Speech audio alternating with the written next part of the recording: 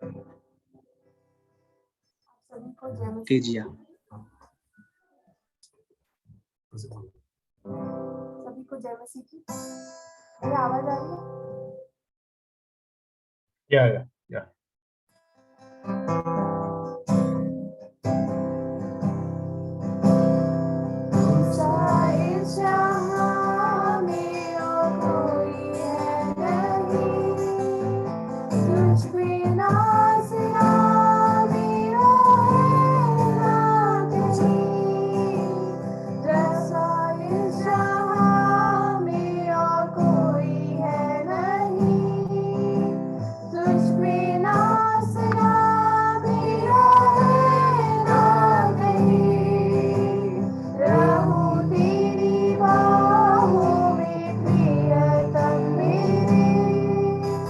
तू ही मेरा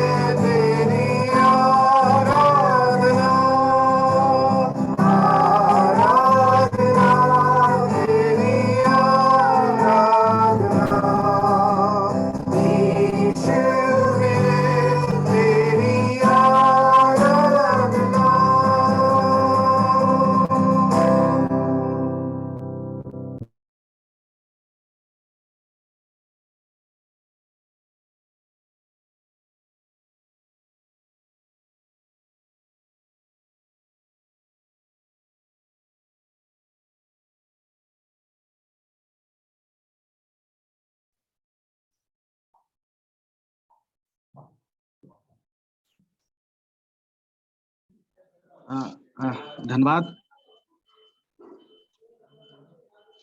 परमेश्वर के नाम की स्तुति हो इन सुंदर गीतों के द्वारा। मेरी आवाज आ रही है ना? जी सर, आ रही। परमेश्वर की महिमा हो इस सुंदर गीतों के द्वारा। Thank you both of you sisters. और अब हम अध्ययन की ओर आगे बढ़ेंगे। तो हम पिछले सप्ताह हम देख रहे थे मरकुस रचित सुसमाचार 15 अध्याय उसके 16 से लेके 21 तक कि हम किस तरह से प्रभु यीशु मसीह अपने ही स्वयं की इच्छा से, अपने होनहार बुद्धि से उसने क्रूस यज्ञ की जो शुरुआत की थी, और उसको साधारण से मनुष्यों ने, पापी लोगों ने किस तरह से उसको बैंजनी वस्त्र पहना के, किस तरह से कांटों का ताज और सरकंडे और थूकना, और किस तरह से उसको ले जा रहे थे। हम इसी अध्ययन को आज हम जारी रखते हैं, और मैं अनुरोध करता हूं मोनी भैया से कि इसकी शुरुआत और हम सभी को इससे लाभान्वित करें, इसकी शुरुआत करके। परमेश्वर की स्तुति हो। सबों को जय मसीह की। और शुक्रवार के इस बाइबल अध्ययन में जो पिछले कई महीनों से चला आ रहा है, आप सबों के लिए बहुत धन्यवाद। हमारे उत्साह को बढ़ाने के लिए, हमारे लिए प्रार्थना करने के लिए, और यीशु मसीह को और जानने के लिए हम जो प्रयास करते हैं, एक दूसरे को उत्साहित करने के लिए वचन में, प्रार्थना में, संगति में, हम आगे भी इस स्वभाव को आगे बढ़ाते रहें। मेरा अनुमान है कि फरवरी के महीने में ये अध्ययन समाप्त हो जाएगा। 4-5 और क्लास बाकी है। 16वां अध्याय से मरकुस रचित सुसमाचार खत्म हो जाएगा। इसके बाद आप सभी के लिए इस कार्यक्रम की जो रिकॉर्डिंग है हम उपलब्ध कराएंगे, जो आपके लिए YouTube के द्वारा आप इसको पढ़कर, इसको सुनकर, पढ़कर, अध्ययन कर जो लोग वचन के अध्ययन करते हैं और सिखाते हैं, कृपया इसकी मदद से कलीसियाओं में और बाइबल अध्ययनों में आप इस्तेमाल कर सकते हैं। अगर आप मुझसे पूछेंगे मरकुस के बाद क्या, हम छोटा सा एक ब्रेक लेंगे। उसके बाद हम, परमेश्वर की इच्छा है तो, उसके आगमन में देरी है तो, हम यूहन्ना रचित सुसमाचार, जो बहुत ही अत्यधिक जरूरी अध्ययन है हमारे लिए, हम उसको शुरू करेंगे। ठीक है, यूहन्ना रचित सुसमाचार में हम आएंगे। आइए मरकुस रचित सुसमाचार 15वां अध्याय उसके 22 से लेकर 32 तक। मरकुस 15 अध्याय 22 से लेकर 32। Mark chapter 15 and 22 to verse 32। वे यीशु को गुलगुता नामक जगह पर, जिसका अर्थ खोपड़ी की जगह है, लाए। वहां उसे मुरमिला हुआ दाखरस देने लगे, परंतु उसने नहीं लिया। तब उन्होंने उसको क्रूस पर चढ़ाया और उसके कपड़ों पर चिट्ठी डालकर कि किसको क्या मिले उन्होंने बांट लिया। और एक पैर दिन चढ़ाया था जब उन्होंने उसको क्रूस पर चढ़ाया, और उसका दोष पत्र लिखकर उसके ऊपर लगा दिया गया कि यहूदियों का राजा। उन्होंने उसके साथ 2 डाकू, एक उसकी दाहिनी और एक उसकी बाईं ओर क्रूस पर चढ़ाया। तब पवित्र शास्त्र का वह वचन कि वह अपराधियों के संग गिना गया पूरा हुआ, और मार्ग में जाने वाले सिर हिला हिलाकर और ये कहकर उसकी निंदा करते थे, वह मंदिर के ढाने वाले और 3 दिन में बनाने वाले क्रूस पर से उतरकर अपने आप को बचा ले। इसी रीति से प्रधान याजक भी शास्त्रियों समेत आपस में ठट्ठे से कहते थे, इसने औरों को बचाया पर अपने को नहीं बचा सकता। इजराइल का राजा मसीह अब क्रूस पर से उतर आए कि हम देखकर विश्वास करें। और जो उसके साथ क्रूसों पर चढ़ाए गए थे वे भी उसकी निंदा करते थे। परमेश्वर के पढ़े गए वचन पर परमेश्वर अपनी आशीष और सामर्थ्य में दे। एक बात मैं कहना चाहता हूं, इस बाइबल अध्ययन के बाद आज की अंतिम प्रार्थना देवबंद से जुड़े भाई अरविंद करेंगे। देवबंद से जुड़े अरविंद भाई, आप है ना? अरविंद, देवबंद से जुड़े अरविंद भाई आज अंतिम प्रार्थना करें। ठीक, आज का बाइबल अध्ययन का शीर्षक है प्रभु यीशु मसीह की दैवीय दया, the divine mercy of Christ. ये आज का बहुत ही अहम एक अध्ययन है। आइए हम अपने बाइबल को खोल कर रखें। हाँ अरविंद भाई, लास्ट प्रेयर आप करिएगा, आखिरी प्रेयर। Thank you. परमेश्वर हमारी सहायता करें। इसी भाग को हम मत्ती रचित सुसमाचार 27वां अध्याय उसका 35 से लेकर 56 तक हम पढ़ते हैं। मैथ्यू 27, 35 to 56 और लूका रचित सुसमाचार 23 अध्याय 33 से लेकर 39 तक हम पढ़ते हैं। 33 to 49 और यूहन्ना रचित सुसमाचार 19 अध्याय 18 और फिर 23 से लेकर 30 तक। इसी घटनाक्रम को मत्ती, मरकुस, लूका और यूहन्ना चारों सुसमाचार के लेखकों ने यीशु मसीह के क्रूस का वो स्थानापन्न बलिदान, त्यागपूर्ण जो मृत्यु था और पुनरुत्थान की घटना को बखूबी समझाया है। और ये पवित्र आत्मा का एक अगुवाई है कि चारों लेखकों ने अपने सुसमाचारों के अंतिम अध्यायों में प्रभु यीशु मसीह के इस कार्य को, जिससे मनुष्य जाति को पापों से छुटकारा मिलती है, इस पूरे घटनाक्रम को मत्ती, मरकुस, लूका और यूहन्ना ने अपने सुसमाचारों के आखिरी अध्यायों में उल्लेख करते हुए अपने सुसमाचारों को उन्होंने समाप्त किया। प्रभु यीशु मसीह का क्रूस की मृत्यु जो है उसको यहूदियों ने एक मजाक बना दिया था। The crucifixion of Christ was a mockery. और ये सारा इसका शुरुआत कैफा जो महायाजक था उसके घर के आंगन से ये शुरू होता है। प्रभु यीशु मसीह का अपमान किया गया, प्रभु यीशु मसीह का मजाक उड़ाया गया।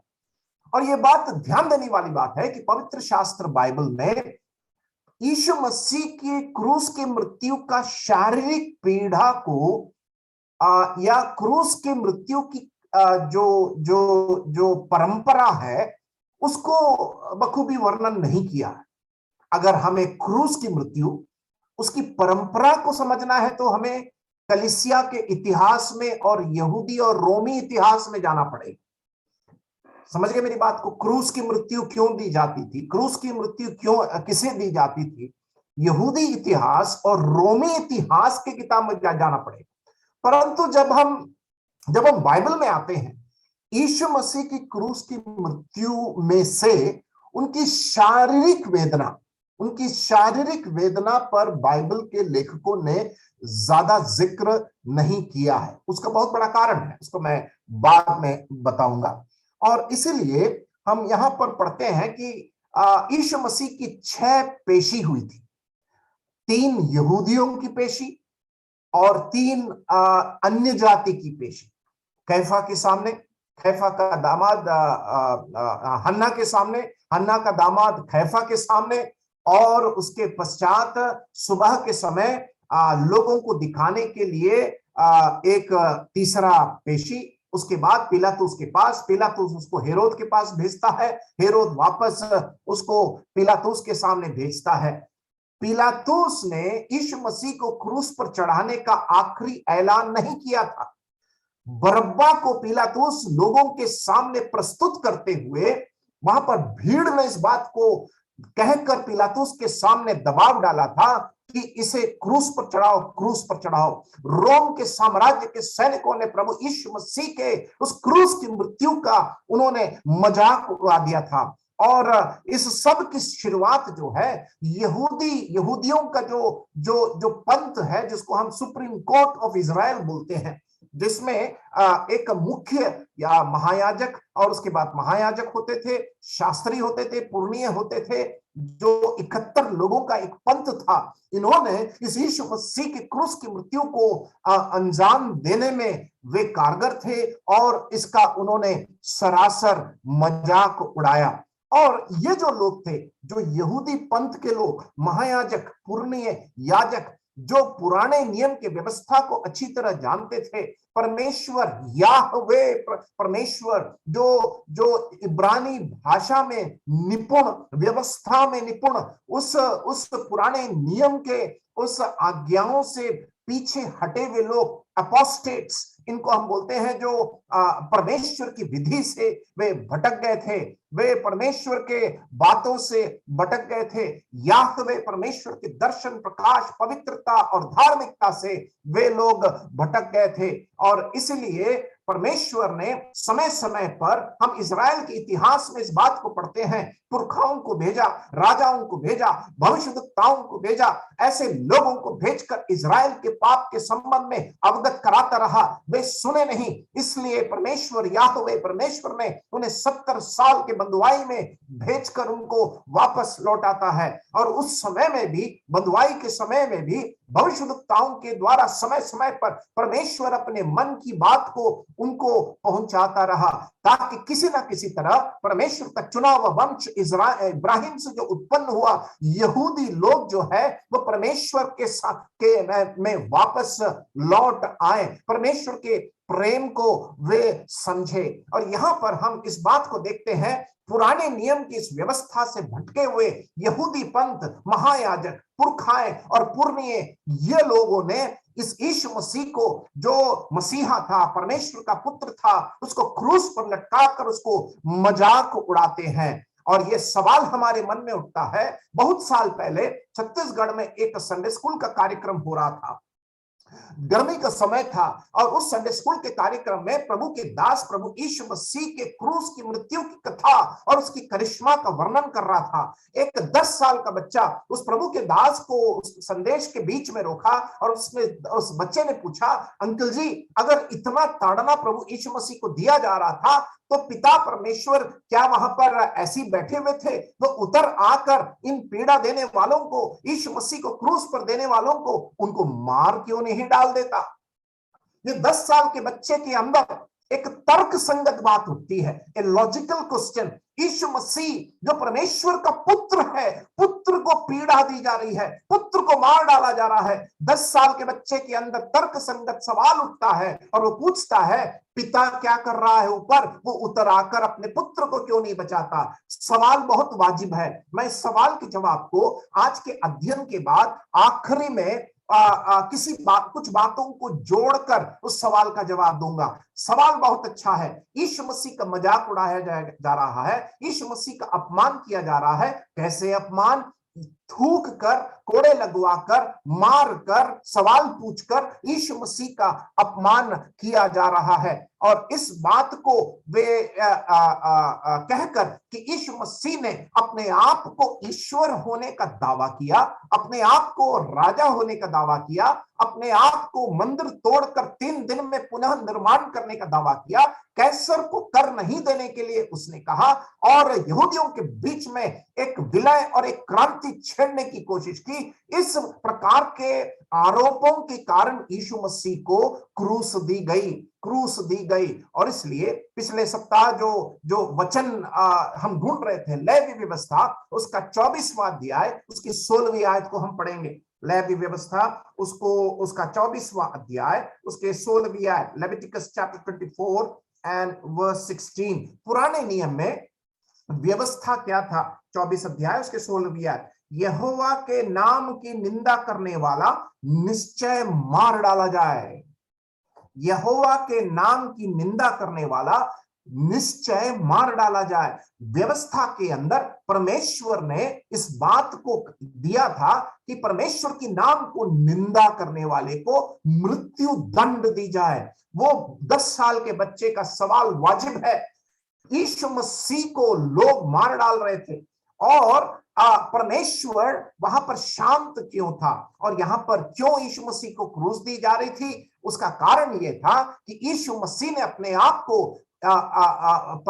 परमेश्वर के तुल्य होकर उसने अपने आप को कहा, अपने आप को ईश्वर होने का दावा किया। और इसलिए यहाँ पर जो व्यवस्था दी गई है कि परमेश्वर के नाम को निंदा करने वाला मार डाला जाए, तो अगर यीशु मसीह ईश्वर है और यीशु मसीह को ही इन लोग निंदित कर रहे हैं। परमेश्वर के पुत्र को क्रूरता, अभद्र और निंदित करते हुए, बदनाम करते हुए, कोड़े लगवाकर, शरीर में कष्ट, क्लेश, संकट, वेदना देकर वे क्रूरता से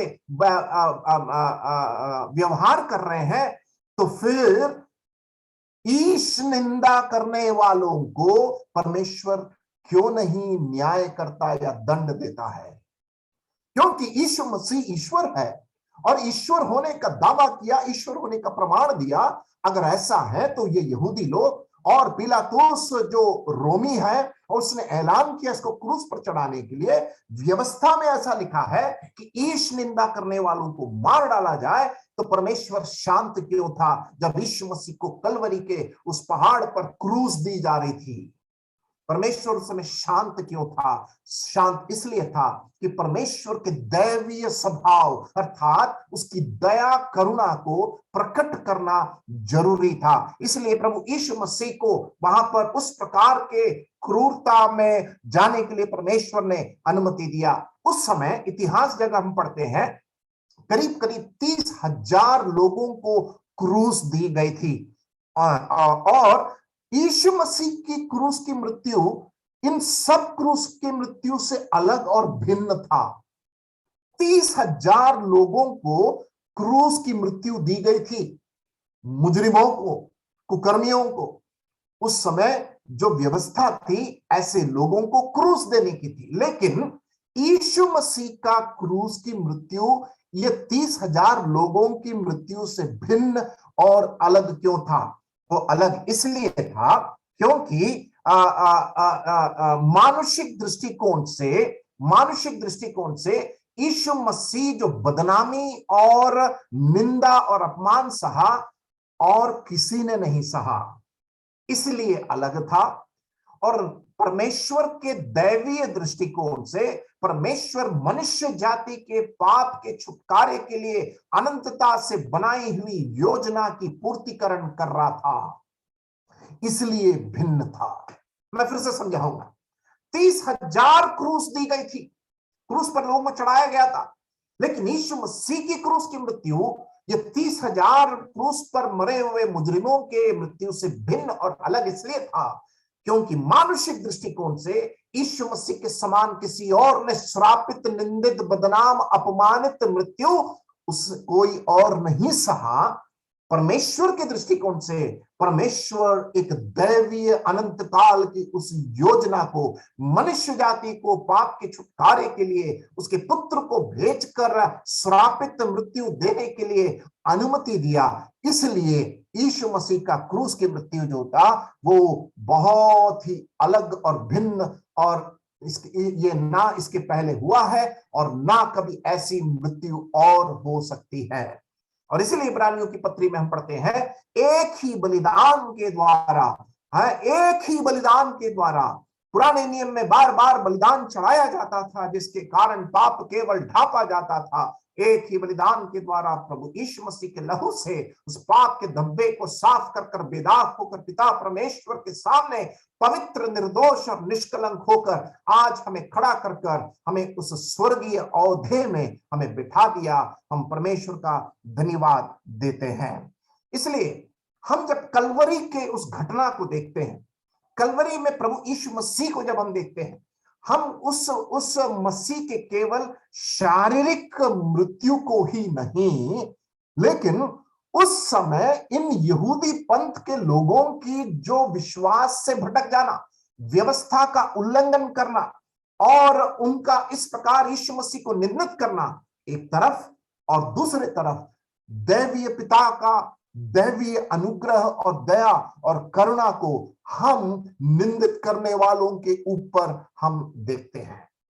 पिछले सप्ताह हमने 15वां अध्याय में जब हम देख रहे थे कि किस प्रकार लोगों ने यीशु मसीह का मजाक उड़ाया था। हमने देखा था उसका 20वीं आयत, और जब उसका ठट्टा कर चुके तो उस पर से बैजनी वस्त्र उतार कर उसके कपड़े पहनाए और उसे क्रूस पर चढ़ाने के लिए बाहर ले गए। ठीक है, क्रूस पर चढ़ाने के लिए बाहर ले गए। तो हमने पिछले सप्ताह यीशु मसीह के निंदित, अपमान और ठट्टा किए जाने के उस वर्णन को देख रहे थे, पहली बात। दूसरा हमने देखा यीशु मसीह के क्रूस की यात्रा में एक अजनबी इंसान जिसका नाम शमौन कुरैनी था, उसका सहायता लिया गया, ताकि यीशु मसीह जो थक चुके थे, लहूलुहान हो चुके थे, प्यासे थे, भूखे थे और व्याकुल थे, यीशु मसीह के क्रूस को उठाने के लिए शमौन, सिकंदर का रूफुस का पिता शमौन नाम एक कुरैनी के कंधों पर इस यीशु मसीह के क्रूस को रखा गया। दूसरी बात हमने देखा, एक अजनबी का इंतजाम, ए स्ट्रेंजर्स प्रोविडेंस।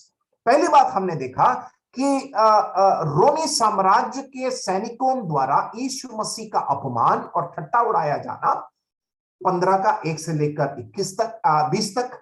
दूसरी बात हमने देखा यीशु मसीह के क्रूस के उस यात्रा में एक अजनबी व्यक्ति का परमेश्वर द्वारा इंतजाम किया जाना।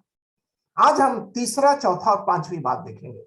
तीसरी बात हम जो आज देखने जा रहे हैं वो यीशु मसीह का दंडनीय मृत्यु हम देखने जा रहे हैं, द सेवियर्स पनिशमेंट, जो कि हम उसके 22 से लेकर 25वीं आयत तक हम पढ़ेंगे। हम 21 आयत तक पिछले सप्ताह हमने देखे थे। आज उसका तीसरा पॉइंट, यीशु मसीह का दंडनीय श्रापित मृत्यु हम देखेंगे। 22वीं आयत, और वे उसे गोलगोता नाम जगह पर, जिसका अर्थ खोपड़ी की जगह है, लाए और उसे मुर्रे मिला हुआ दाखरस देने लगे, परंतु उसने नहीं लिया। तब उन्होंने उसको क्रूस पर चढ़ाया और उसके कपड़ों पर चिट्ठियां डालकर कि किसको क्या मिले उन्हें बांट लिया।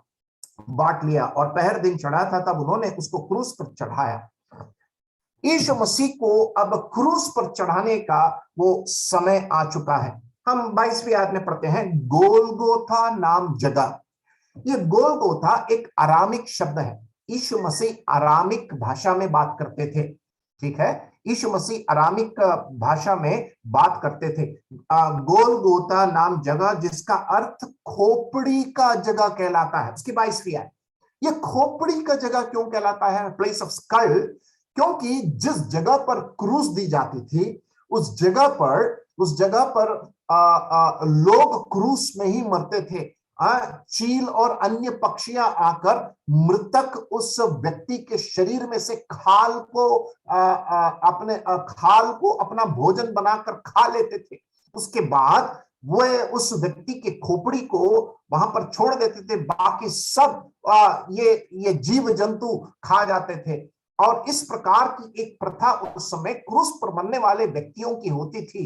केवल खोपड़ी बचता था, द स्कल रिमेन, बाकी उसके पूरे मांस और खाल को ये जीव जंतु खा लेते थे। इसीलिए ये गोलगोथा जो पहाड़ है, जगह है, उस पर उसका जिसका अर्थ खोपड़ी की जगह कहलाता है, which was known as skull। इसीलिए कहा जाता था कि क्रूस पर मरने वालों के जो शरीर का उनका जो खोपड़ी है वहीं पर पड़ा रहता था, बाकी सब जीव जंतु लोग वे खा लेते थे। और हम इसका वर्णन मत्ती रचित सुसमाचार उसके 27वें अध्याय में भी पढ़ते हैं। उसके 23वीं आयत पहले पढ़ेंगे, और उसे मुर्र मिलाकर दाखरस देने लगे, परंतु उसने नहीं लिया। ध्यान देने वाली बात है, यीशु मसीह को उसे मुर्र मिला हुआ दाखरस देने लगे। ये मुर्र मिला हुआ दाखरस क्या है? दाखरस के अंदर उन्होंने यीशु मसीह के उस शरीर के दर्द को कम करने के लिए उन्होंने एक टॉनिक या टॉक्सिक मिला दिया, और उस समय क्रूस पर चढ़ाए हुए लोगों को उस क्रूस की पीड़ा को थोड़ा सा कम करने के लिए उस दाखरस में उसको मिलाते थे। और यहाँ पर यीशु मसीह के उस क्रूस के उस दर्दनाक वेदना के लिए भी यहाँ पर दाखरस में मुर्र मिला हुआ दाखरस उसे देने लगे। लेकिन उसके बाद क्या लिखा देखिए, परंतु उसने नहीं लिया।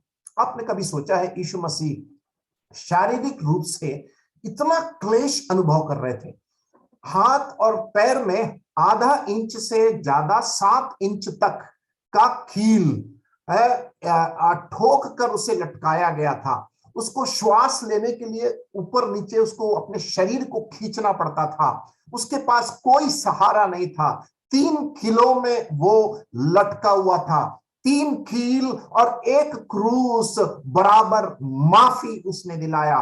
3 nails and 1 cross is equal to forgiveness। प्रभु यीशु मसीह वहां पर जब लटके हुए थे, शारीरिक रूप से उनको शायद दाखरस ले लेना था, हम इस प्रकार सोच सकते हैं, लेकिन यीशु मसीह ने नहीं लिया। आपको पता है उसका कारण क्या है? क्योंकि यीशु मसीह उस मृत्यु और या फिर उस बलिदान की पूर्तिकरण भविष्यवाणी में जो ऐलान किया गया था, उसको पूरी तरह से उस मृत्यु तक होश में रहने के लिए, पहली बात, to be in his senses and his conscience till death.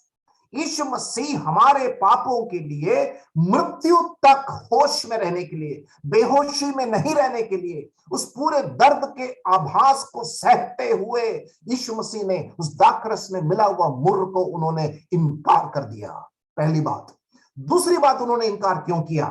क्योंकि उनको पता था कि आखिरी लम्हों में बगल में पड़ा हुआ डाकू पुकारेगा, और यीशु मसीह अपने होश और हालात में उस डाकू को माफ कर कर आज ही तू मेरे साथ होगा, उस ऐलान और वाणी को सुनाने के लिए यीशु मसीह को शारीरिक रूप से, मानसिक रूप से पूरे होश में होने की जरूरत थी, ना कि बेहोशी में। यीशु मसीह इस बात को जानते थे। यहूदी संस्कृति क्या है? क्रूस पे चढ़ाए हुए व्यक्ति को उसके दर्द को कम करने के लिए दाखरस में मुर्र मिलाकर उसको लटकाया जाता था।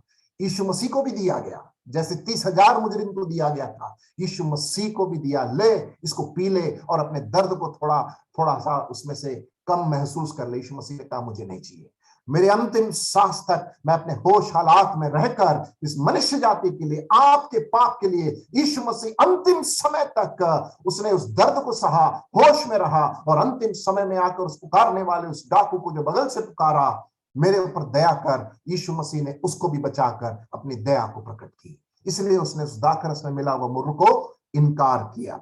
आइए हम पढ़ते हैं मत्ती रचित सुसमाचार उसका 27 का 34। मत्ती रचित सुसमाचार उसका 27 का 34वीं आयत। हम यहां पढ़ते हैं, उन्होंने पित्त मिलाया लिखा हुआ है, मरकुस में मुर्र मिलाया लिखा हुआ है। पित्त मिलाया हुआ दाखरस उसे पीने को दिया, परंतु उसने चख कर पीना ना चाहा। हम लोग सोचते हैं कि कड़वा था इसलिए यीशु मसीह मना कर दिया। है, कई बार हम लोग इस प्रकार सुने भी हैं कि यीशु मसीह को कड़वा दाखरस पिला दिया इसलिए यीशु मसीह ने मना कर दिया। नहीं, वो कारण नहीं था। यीशु मसीह ने मना इसलिए किया क्योंकि उनको मालूम था ये उसे क्यों दिया जा रहा है, उसके शरीर को सुन्न करने के लिए, और यीशु मसीह उसके लिए अनुमति नहीं दिया। He did not want to deaden his senses। अपने होश को वो बेहोशी में रखना नहीं चाहता था। आखिरी वक्त तक भी एक पापी को बचाने की मुहिम लेकर यीशु मसीह क्रूस पर चढ़ा था। आखिरी वक्त को भी इस पापी की आवाज को सुनने के लिए यीशु मसीह क्रूस पर चढ़ा था। आखिरी वक्त में भी किसी ना किसी व्यक्ति को स्वर्ग में पहुंचाने की मुहिम से यीशु मसीह क्रूस पर चढ़ा था, क्योंकि उसको पता है ये एक ही बलिदान और अंतिम बलिदान, इसके बाद और कोई बलिदान नहीं। इसलिए उनके आखिरी श्वास और होश और हालात में यीशु मसीह अपने उस स्वयं में रहना चाहते थे। इसलिए वहां पर इस प्रकार यीशु मसीह ने उसको इनकार किया। प्रभु यीशु मसीह के इस संबंध में हम भविष्यवाणी पढ़ते हैं। निकालिए भजन संहिता 69, Psalm 69, भजन संहिता 69 उसका 21वीं आयत। भजन संहिता 69, Psalm 69 and verse 21। और लोगों ने मेरे खाने के लिए इंद्रियान दिया, लोगों ने मेरे खाने के लिए इंद्रियान दिया, और मेरी प्यास बुझाने के लिए मुझे सिरका पिलाया। यहां पर सिरका लिखा है, मत्ती में पित्त लिखा हुआ है, और मरकुस में मुर्र लिखा हुआ है, सब एक ही चीज है। यहां पर लिखा है मेरी प्यास बुझाने के लिए मुझे सिरका पिलाया। कई सदियों पहले ही भविष्यद्वक्ता भविष्य भजन संहिता में भजनकार ने इस मसीहा के इस क्रूस की कथा को लिख डाला कि उसको इस प्रकार पिलाया जाएगा। भविष्यवाणी की पूर्तिकरण उस क्रूस पे होते हुए हम देखते हैं। आइए हम उसके 24वीं आयत में जाएं, मरकुस में वापस आ जाए 15 का 24।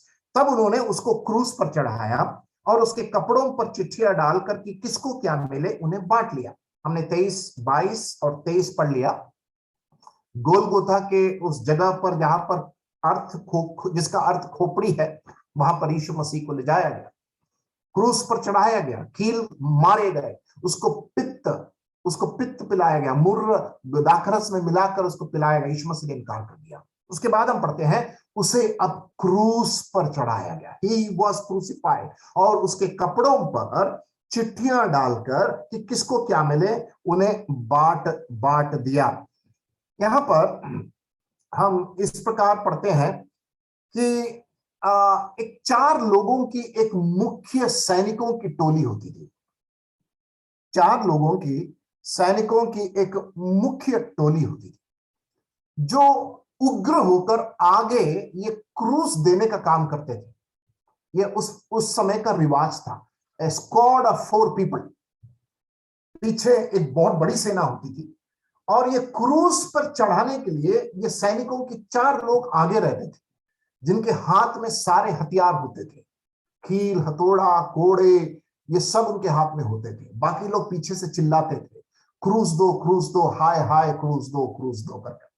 ये जो यीशु मसीह के कपड़ों का बांटने का संबंध में, ये जो बांटने का प्रक्रिया है, ये 4 लोगों में बंटता था और ये एक कस्टमरी प्रैक्टिस था। ये एक रीति रिवाज की तरह ये 4 लोगों में क्रूस पर लटकाए हुए व्यक्ति के कपड़े बांटे जाते थे। आपको पता है ये बात? इसीलिए यहां पर भविष्यवाणी की पूर्तिकरण, यहां पर भी भविष्यवाणी है। निकाले भजन संहिता 22 उसका 18, Psalm 22 and verse 8, भजन संहिता उसका 22 उसका 18, Psalm 22 and verse 18। हम यहां पर इस प्रकार पढ़ते हैं, वे मेरे वस्त्र आपस में बांटते हैं और मेरे पहरावे पर चिट्ठी डालते हैं। वे मेरे वस्त्र आपस में बांटते हैं और मेरे पहरावे पर चिट्ठी डालते हैं। दाऊद का भजन, और ये मसीहा का भजन है। इट इज अ मेशियानिक साम। इसको ध्यान से सुनना। भजन संहिता में यीशु मसीह के बारे में बताने वाले कई भजन हैं। 22वां भजन, 69वां भजन, जहां पर मसीह का जिक्र है। इसको हम इंग्लिश में मेशियानिक साम बोलते हैं। मसीहा का भजन मतलब मसीहा के बारे में भविष्यवाणी की गई भजन संहिता। और यहां पर मसीहा के बारे में क्या लिखा है? यहां पर हम पढ़ते हैं कि वे मेरे वस्त्र आपस में बांटते हैं। कौन बांटता है? ये 4 लोग जो मुख्य रूप से क्रूस देने की काम करते थे, वे इस वस्त्र को बांटते थे और वो सोचते थे कि हमने बहुत बड़ा काम कर दिया, और वे सोचते थे ये हमारा इनाम है। This is the reward for giving cross to a criminal. ये हमारा इनाम है और इसलिए ये काम उनको दिया जाता था। और यहां पर हम पढ़ते हैं कपड़ों, वहां पर बहुवचन में है। ध्यान दीजिए आप, 24वें, गारमेंट नहीं है, एक वचन नहीं है, कपड़ों लिखा हुआ है। कपड़ों लिखा है, इट इज इन प्लूरल, बहुवचन में है। तब उन्होंने उसको क्रूस पर चढ़ाया और उसके कपड़ों पर चिट्ठियां डालकर कि किसको क्या मिले उन्हें बांट लिया। ये कपड़ों में अब क्या क्या आता है? जूतियां आती है, ये बेल्ट आता है, और उसके बाद हेड, सर के जो ढाकने का वस्त्र आता है, अंदरूनी वस्त्र है, ये सब उसमें शामिल होते हैं। और उन्होंने क्या लिखा है? उसके कपड़ों पर उन्होंने चिट्ठियां डाली, चिट्ठियां डालकर कि किसको क्या मिले उन्हें बांट लिया। अब कपड़ों में जो कुछ है, जो अभी मैंने बताया है, सर को ढकने का वस्त्र, अंदरूनी वस्त्र, जो बेल्ट है, और उसके बाद जूतियां, इस पर उन्होंने चिट्ठियां डाली। किसको क्या मिलेगा इस बात को देखने के लिए कि ये भविष्यवाणी जो भजन संहिता में लिखा था कि मेरे वस्त्र पर चिट्ठी डाली जाएगी, उसका पूर्तिकरण भी प्रभु यीशु मसीह में उस समय पूरा किया गया। ध्यान दीजिए, बाइबल एक साधारण किताब नहीं है। यीशु मसीह एक साधारण व्यक्ति नहीं है।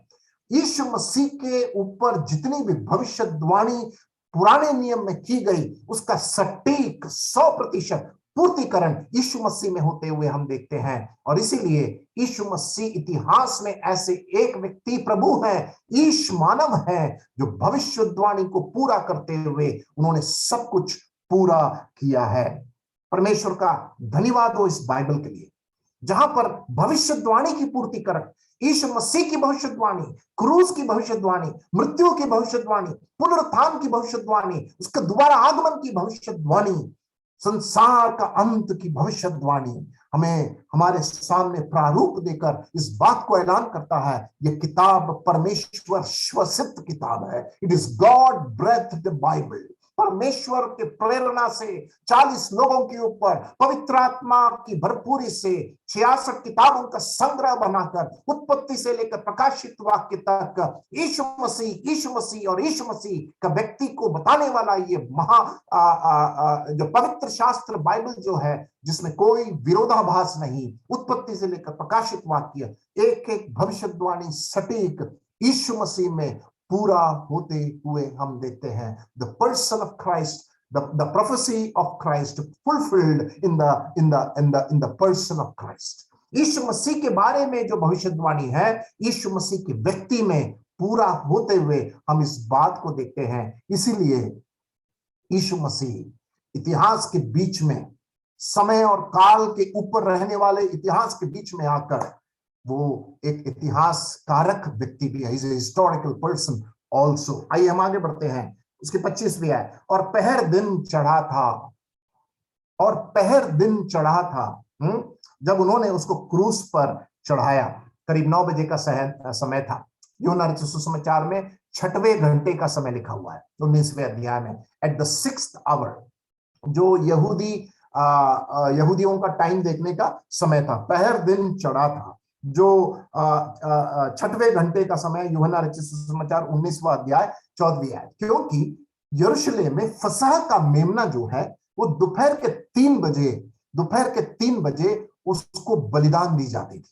ध्यान दीजिए, फसह का जो पर्व, जो यहूदियों का महापर्व था, यरूशलेम में बड़ी भीड़ आई हुई है इस समय। यीशु मसीह को क्रूस के ऊपर की मृत्यु के समय एक बड़ी भीड़ यरूशलेम में फसह का पर्व मनाने आई हुई। और फसह का पर्व की विधि का समय परमेश्वर के वचन में, व्यवस्था में लिखा गया है। और वो व्यवस्था में लिखा हुआ उस पर्व में जो बलिदान पशु भेड़ का जो समय है, वो दोपहर को 3 बजे है। और उसी वक्त यीशु मसीह परमेश्वर का मेमना होकर, फसह का मेमना होकर, वो हमारे लिए वो बलिदान होते हैं। He becomes the Passover lamb at that exact time. यहां पर लिखा है, पहर दिन चढ़ा था जब उन्होंने उसको क्रूस पर चढ़ाया। यीशु मसीह जो मसीहा है, वो क्रूस मृत्यु मरेगा कर यहूदी लोग कभी भी अंगीकार नहीं कर पाए। आपको पता है ये बात? यहूदी लोग को कभी ये पसंद नहीं था। यहूदी लोग कभी इस बात को स्वीकार नहीं कर पा रहे थे, हमारा मसीहा को क्रूस दी जा रही है। They could not accept it. वो कभी भी इस बात को विश्वास करने के लिए, आज भी इजराइल, यहूदी राष्ट्र, यहूदी लोग आज भी अगर यहूदी से पूछेंगे मसीहा के बारे में, आपको क्या बोलेगा मालूम है? वो आने वाला है। 2013 की बात है। मैं अमेरिका में जब गया था तो एक कार में मैं बैठा हुआ था और कार को एक पेट्रोल स्टेशन में ले जाया गया। इसको सुनिए आप। तो हमारे रिश्तेदार की कार में मैं बैठा था। उन्होंने पेट्रोल भरने के लिए, गैस बोलते हैं वहां पर, गैस भरने के लिए गैस स्टेशन में गाड़ी को लेकर, तो गैस स्टेशन में गाड़ी को रोका गया। तो मेरे भाई साहब ने कहा, उस व्यक्ति को देखो आप। मैंने, क्यों, क्या हो गया? कुछ दिख रहा है आपको? बोला, क्या? हाँ, टोपी दिख रहा है, एक बड़ा चोखा पहना हुआ है। पहचानो उसका अस्तित्व क्या है, उसकी नागरिकता क्या है। मैंने कहा, लगता तो यहूदी है। सही बोला आपने। मैंने कहा वो यहूदी है। तो मैंने कहा उसको बुलाओ जरा इधर। तो मेरे भाई साहब ने उसको बुलाया, इधर आओ, इधर आओ। वो गाड़ी के पास आया और गाड़ी के अंदर ऐसे झांक कर देखने लगा। उसने टोपी को उठा, यहूदी लोग जब अजनबी लोगों को मिलते हैं तो टोपी को उठा कर रखते, ऐसे उठाया और रख दिया। तो मेरे भाई साहब ने पूछा, यीशु मसीह मसीहा है? ओ यस, मसीहा मसीहा। वो कहने लगा मसीहा आने वाला है, मसीहा आने वाला है, शालोम शालोम। यहूदी लोग शालोम शालोम बोलकर अभिनंदन करते हैं। ठीक है, मेरे भाई साहब ने कांच ऊपर किया और हम लोग चले गए, हम लोग बात करने लगे। हम लोग क्या बात कर रहे थे? ये लोग अभी भी मसीहा आने वाला है इस बात का इंतजार कर रहे हैं, लेकिन इसमें भी कुछ ऐसे यहूदी है जो वास्तव में यीशु मसीह को ग्रहण किए हुए यहूदी लोग हैं। ये यहूदी लोग यीशु मसीह को क्रूस दी जा रही है, इसको कभी लोग स्वीकार नहीं कर सकते, क्योंकि उनका मसीहा की सोच, उनका मसीहा कैसा है? राज्य की स्थापना करने के लिए, दुश्मनों को हराने के लिए आने वाला मसीहा है। एक ऐसे मसीहा की कल्पना उनके अंदर था, और यहां पर ये यहूदी लोग इस बात को स्वीकार नहीं कर पा रहे हैं कि ये हमारा मसीहा हो सकता है, और इस मसीहा अगर है इसको क्रूस दी जा सकती है। इसीलिए पौलुस ने जो लिखा वो लिखा, क्या लिखा? पहला कुरिन्थी पहला अध्याय लिखा।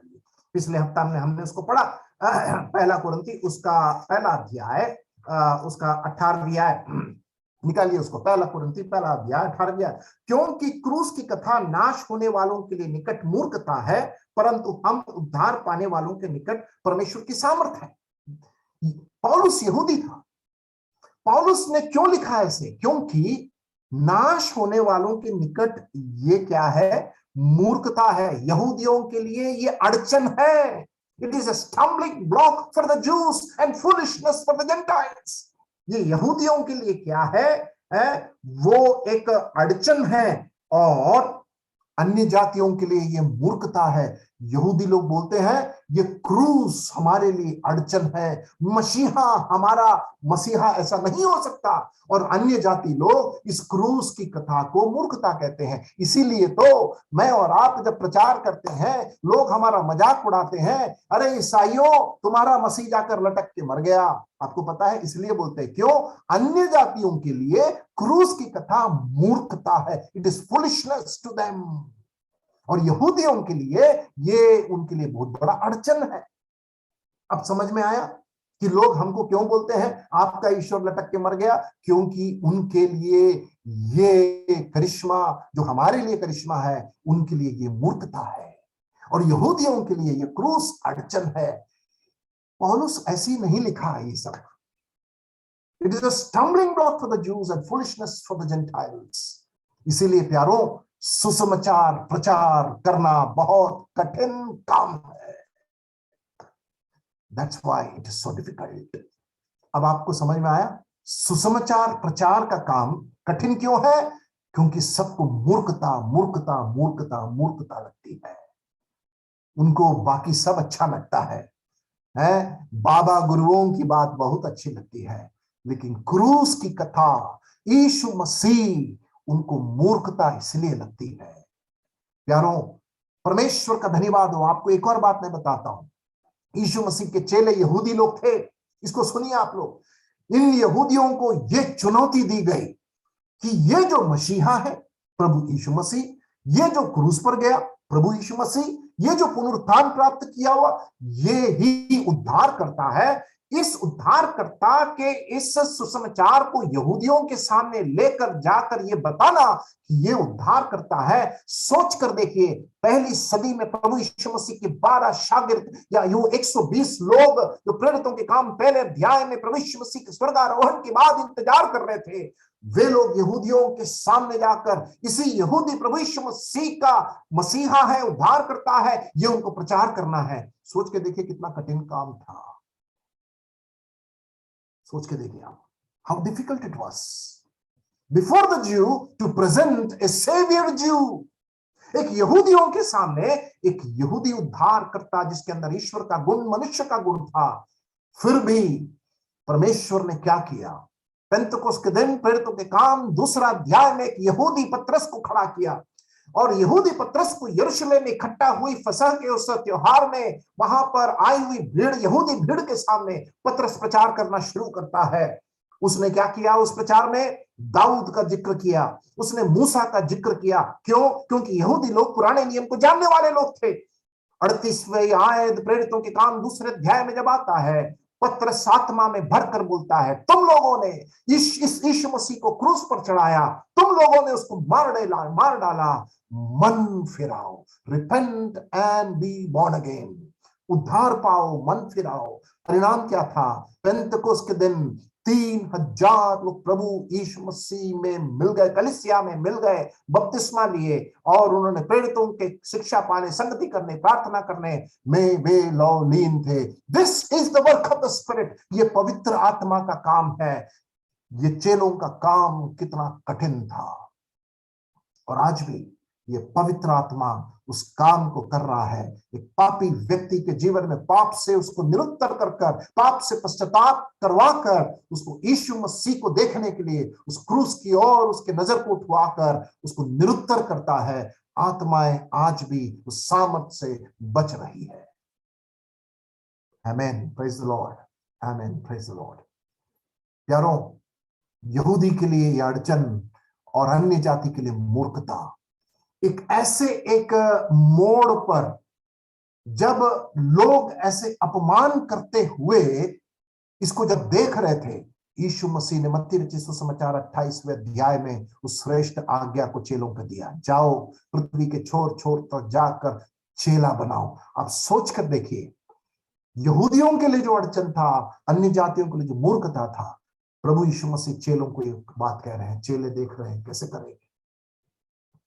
परमेश्वर का धन्यवाद हो कि क्रूस की कथा जब लोगों को आकर्षण नहीं लग रही थी, मेरे और आपके जीवन में ये सामर्थ का काम किया। हमें पापी जो थे, हमें संत बना दिया। प्यारों, हजारों साल पहले भजनकार 22 उसके 14 का 16 में इसकी भविष्यवाणी की गई। आइए हम पढ़ते हैं भजन संहिता 22 उसका 14 से लेकर 16 तक। भजन 22 उसका 14 से लेकर 16 तक। 22 14 से 16 तक हम क्या पढ़ते हैं? मैं जल की नाई बह गया और मेरी सब हड्डियों के जोड़ उखड़ गए, मेरा हृदय मोम हो गया, वह मेरी देह के भीतर पिघल गया, मेरा बल टूट गया, मैं ठिकरा हो गया और मेरी जीभ मेरे तालू से चिपक गई, और तू मुझे मारकर मिट्टी में मिला देता है, क्योंकि कुत्तों ने मुझे घेर लिया है, कुकर्मियों की मंडली मेरी चारों ओर मुझे घेर रखे हैं। किसके बारे में लिखा हुआ है यहां पर? भजनकार दाऊद हजारों साल पहले, thousands of years before, यीशु मसीह की भविष्यवाणी कर रहा है। यहां पर मैं जल की नाई बह गया, मेरी सब हड्डियों के जोड़ उखड़ गए। ये क्रूस की, वो आने वाले यीशु मसीह जो क्रूस पर मरने वाला, उसकी भविष्यवाणी दाऊद यहां पर करता है। 300 साल बाद 300 साल बाद क्या हुआ? यशायाह की भविष्यवाणी, उसका 53वां अध्याय, उसकी 5वीं आयत निकाले। 300 साल बाद यशायाह की भविष्यवाणी, उसका 53वां अध्याय, उसकी 5वीं आयत। परंतु वह हमारे ही अपराधों के कारण घायल किया गया, वह हमारे अधर्म के कामों के हेतु कुचला गया, हमारी शांति के लिए उस पर ताड़ना पड़ी कि उसके कोड़े खाने से हम लोग चंगे हो जाएं। प्यारो, यहां पर हमारी कैंसर की बीमारी, हमारी कोरोना, हमारा ओमिक्रॉन या किसी और बीमारी की चंगाई के बारे में नहीं है। मुख्य रूप से उसके कोड़े खाने से हम चंगे हो गए। यीशु मसीह हमारी पाप की बीमारी के लिए यहां पर के संबंध में जिक्र किया गया है। कोड़े खाने से हम चंगे हो गए। कुछ लोग इस वचन को लेकर क्या बोलते हैं? यीशु मसीह हमारे बीमारियों के लिए क्रूस पर चढ़ गए। भैया, ऐसे मत पढ़ना बाइबल। बीमारी पाप का परिणाम है, मृत्यु पाप का परिणाम है। मनुष्य बीमार हुआ पाप के कारण, मनुष्य मरता है पाप के कारण। तो यीशु मसीह के आगमन में हम इन सारी बीमारियां से मुक्त हो जाएंगे, चंगे हो जाएंगे, वो इसका इंप्लाइड मीनिंग है।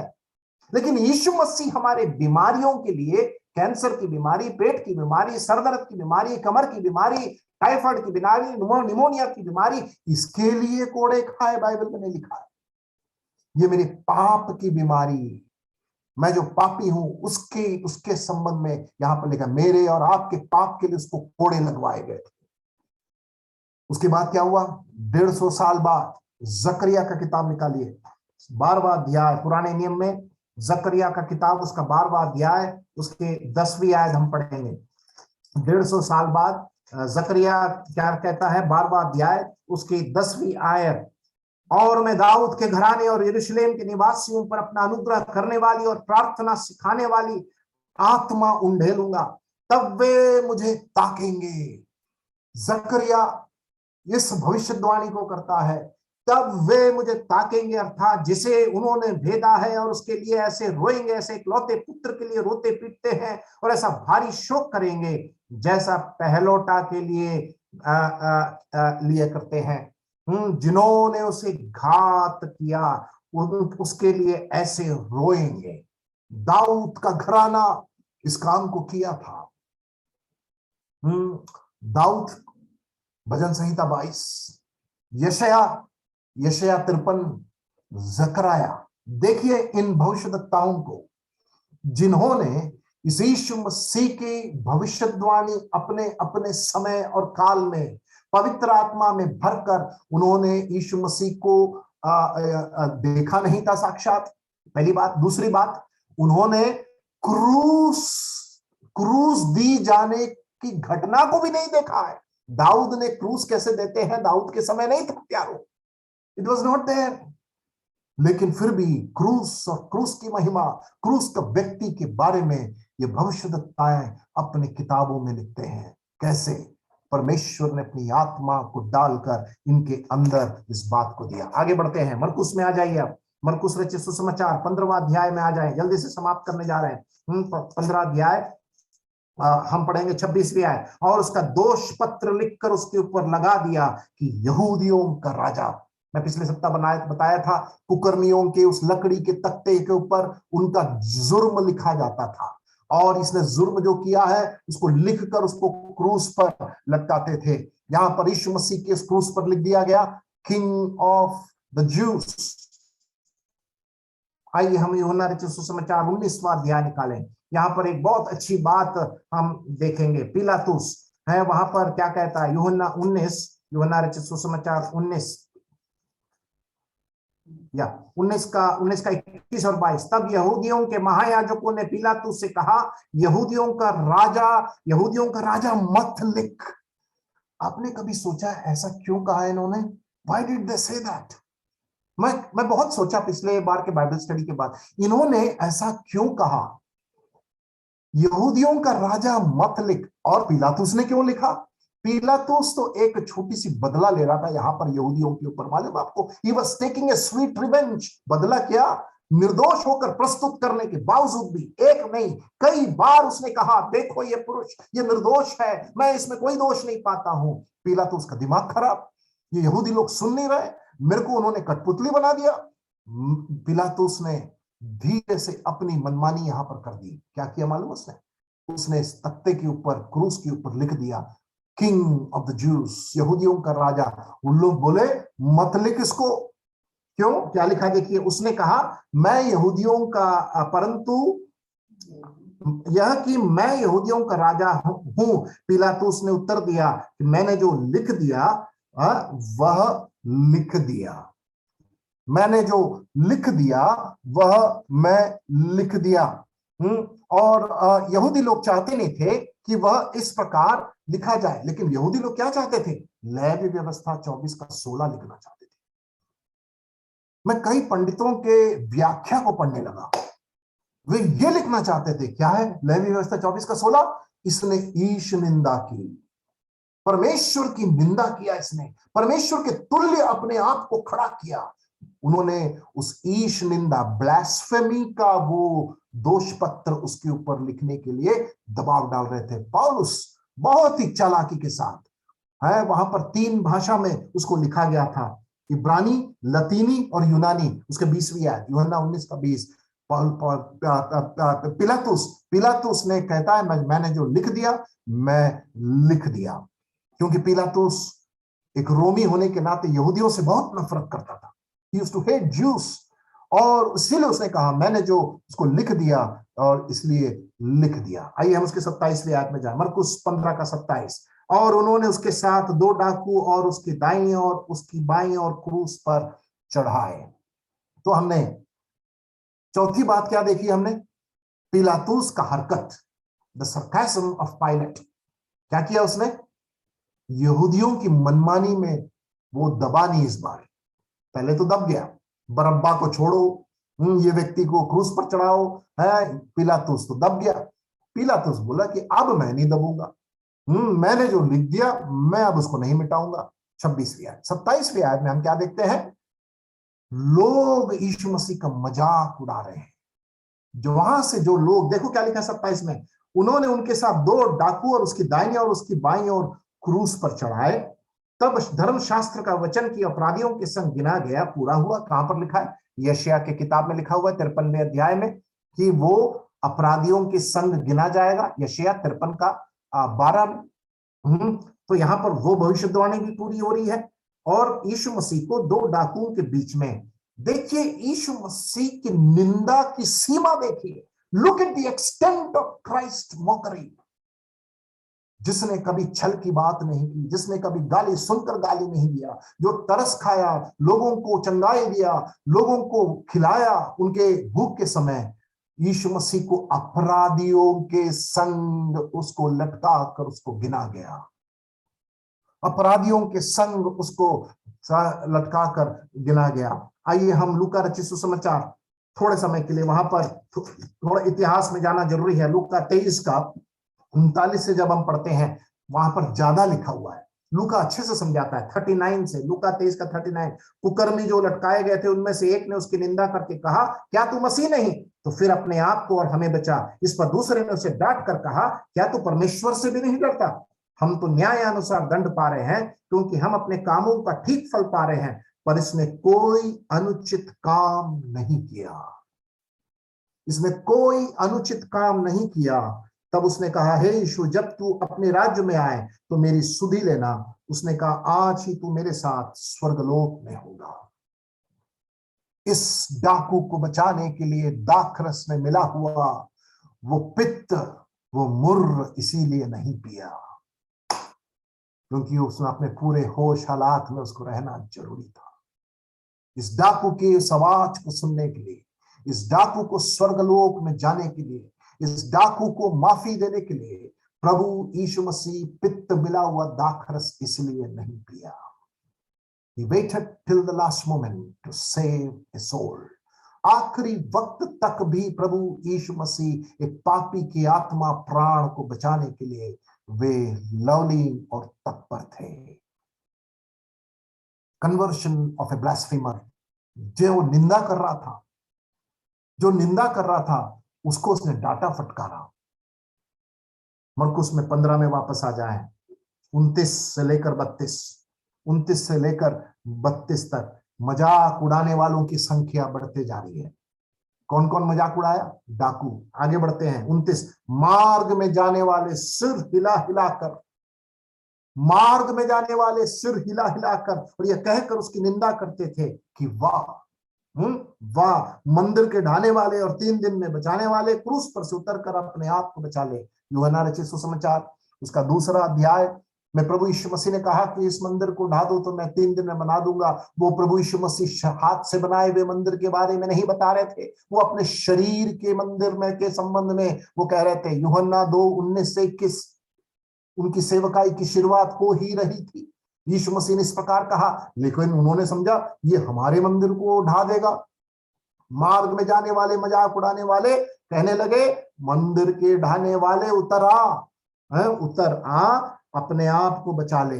30वीं आयत में क्या पढ़ते हैं? इसी रीति से, किसी रीति से? मार्ग में जाने वाले जैसे मजाक उड़ाए उसी रीति से महायाजक भी शास्त्रियों समेत, इनका मजाक उड़ाना कहां से शुरू हुआ? हन्ना और कैफा के घर से इनका मजाक उड़ाना शुरू हुआ था। ध्यान दीजिए इस बात को। फसह के रात को चेलों के साथ फसह मनाकर उस गीत को गाकर वे उस गेत्सेमनी वाटिका जो एक विश्वासी का था, वहां पर यीशु मसीह अपने चेलों के साथ रहकर चेले सो रहे थे, यीशु मसीह प्रार्थना कर रहे थे, वहां से शुरू हुआ था। और उसके बाद हन्ना कैफा के घर में ये महायाजकों की पंथ की बैठक, उनके सामने यीशु मसीह का अपमान का शुरुआत हुआ था। वो अभी भी हो रहा है। कौन? यहाँ क्या लिखा है? महायाजक भी और शास्त्रियों समेत आपस में ठट्टा से कहते थे, इसने औरों को बचाया और अपनों को नहीं बचा सकता। और अपने को नहीं बचा सकता। 32वीं आयत, इज़राइल का राजा मसीह अब क्रूस पर से उतर आए कि हम देखकर विश्वास करें, और जो उसके साथ थे क्रूसों पर चढ़ाए गए थे वे भी उसकी निंदा करने लगे। हमने 5 बातों को देखा। पहला 15वां अध्याय उसका 20वीं आयत में यीशु मसीह को क्रूस पर चढ़ाने ले गए सैनिकों के द्वारा ठट्टा उड़ाया जाना। यीशु मसीह को क्रूस पर चढ़ाते ले जाया जाने के समय एक अजनबी का सहारा शमौन। और तीसरी बात हमने देखा, यीशु मसीह को क्रूस पर साक्षात चढ़ाया जा रहा है। उसके 22वें आयत से लेकर 25वें आयत। उसके बाद हमने 26वें आयत में देखा पिलातुस किस प्रकार वहां पर फिर से एक अहम भूमिका निभाता है। उसके बाद हमने देखा 27 से लेकर 32 तक यीशु मसीह को क्रूस पर चढ़ाया जाने के समय भीड़, डाकू लोग, मार्ग में जाने वाले लोग, महायाजक लोग और शास्त्री समेत सब लोग यीशु मसीह का मजाक उड़ा रहे थे। संडे स्कूल का उस छात्र का सवाल क्या था? यीशु मसीह को क्रूस जब दी जा रही थी तो पिता उतर कर क्यों नहीं बचाया अपने पुत्र को? जवाब, ताकि परमेश्वर की दया के पात्र हम बन जाए, ताकि वो आखिरी वक्त में भी जो डाकू पुकार रहा था उस डाकू को बचाया जाए। इसलिए पिता उतर कर नहीं आया। अंधकार के घंटों में यीशु मसीह वहां पर लटका हुआ था। एलोई एलोई लमा शबक्तानी, हे मेरे परमेश्वर तूने मुझे क्यों छोड़ दिया है? पिता भी अपने पुत्र के ऊपर से अपने मुंह को फेर लिया, क्योंकि ताकि मैं और आप अपने पाप का दंड, श्राप, मृत्यु, न्याय, नरक, शैतान से हम बचकर उस स्वर्गलोक में यीशु मसीह के साथ हम अनंतता में उस जीवन को बिताए। इसीलिए यीशु मसीह ने दाखरस में पित्त मिलाया हुआ दाखरस को नहीं हुआ। कड़वा था इसलिए नहीं पिया प्यारों, इसलिए नहीं पिया वो, लेकिन इसलिए नहीं पिया ताकि आखिरी वक्त तक वो होश हालात में रहकर मनुष्य जाति के पापों के लिए अपने आप को, वो अपने जीवन को देना चाहता था। परमेश्वर हमारी सहायता करे। इस क्रूस की कथा की करिश्मा, इस क्रूस की महिमा, इस क्रूस का व्यक्ति प्रभु यीशु मसीह, वो हमारा प्रभु और उद्धार करता। मेरी आवाज को सुनने वाला ऐसा कोई भी व्यक्ति है जो आज तक इस यीशु मसीह पर विश्वास नहीं किया है, पापों में जीवन बिता रहा है, आज रात को उद्धार का रात है। इस यीशु मसीह के पास आए जो आपके लिए सूली पर मरा, उसके हाथ और पैर में कील ठोके गए, उसके सर पर कांटों का मुकुट रखा गया, उसके छाती में भाले से छिदा गया, प्यारों उसके कपड़े बांट लिए गए, चिट्ठी डाली गई, उसका मजाक उड़ाया गया। कोई और मेरे और आपके लिए अपना प्राण नहीं दिया। यही है सुसमाचार, दिस इज गॉस्पेल। यीशु मसीह हमारे पापों के लिए सूली पर चढ़कर यीशु मसीह को दफनाया गया, लेकिन तीसरे दिन जी उठा। ईश्वर हो तो जिंदा हो, ईश्वर हो तो पवित्र हो, ईश्वर हो तो प्रार्थना सुनने वाला हो, ईश्वर हो तो पाप क्षमा करने वाला हो, ईश्वर हो तो मृत्यु पर विजय प्राप्त किया हो, ईश्वर हो तो धर्मी हो, ईश्वर हो तो मुझसे बात करने वाला हो, ईश्वर हो तो मेरी चिंताओं को उठाने वाला हो। वही सच्चा ईश्वर हो सकता है जो आपका मित्र, उद्धारकर्ता और प्रभु होना चाहता है। एक छोटी सी प्रार्थना। हे प्रभु, मैं एक पापी व्यक्ति हूं, तू मेरे पाप के लिए सूली पर मर गया, गाड़ा गया, तीसरे दिन जी उठा। मैं अपने पापों से पश्चाताप करती हूं और आज तुझे अपने जीवन में ग्रहण करता हूं, उद्धार करता और प्रभु होकर। इस छोटी सी प्रार्थना अगर पश्चाताप के साथ और विश्वास के साथ अगर आप की है, तो प्रभु आपको अपना संतान बना लिया है। ये मैं नहीं कह रहा हूं, बाइबल कह रही है। जितनों ने उसको ग्रहण किया उतनों को अपना पुत्र संतान होने का अधिकार दिया। परमेश्वर आपको आशीष दे। यीशु मसीह जो हमारा मित्र है, शारोन का गुलाब, जो हमारा आने वाला राजा है, हमारा भविष्यद्वक्ता, राजा, भविष्यद्वक्ता और महायाजक, जो हमारा सब कुछ है, सब कुछ यीशु है, सब कुछ यीशु है। इस मसीह के पास आइए, बाकी सब बेकार है। मसीह बिना जीना बेकार है। परमेश्वर आप सबको आशीष। भाई अरविंद, बहुत बहुत धन्यवाद अंकल जी इन सुंदर वचनों के लिए। हम देख रहे थे मरकुस रचित सुसमाचार से परमेश्वर के अद्भुत वचन जो जीवित वचन है। परमेश्वर की स्तुति हो इन सुंदर सुंदर वचनों के लिए। हम यीशु मसीह को हम किस उसमें लेते हैं। मैं ज्यादातर अविश्वासी दोस्तों के साथ रहता हूँ, तो मैं आज सोच रहा था, आज उनसे मेरी बहुत बहस हुई।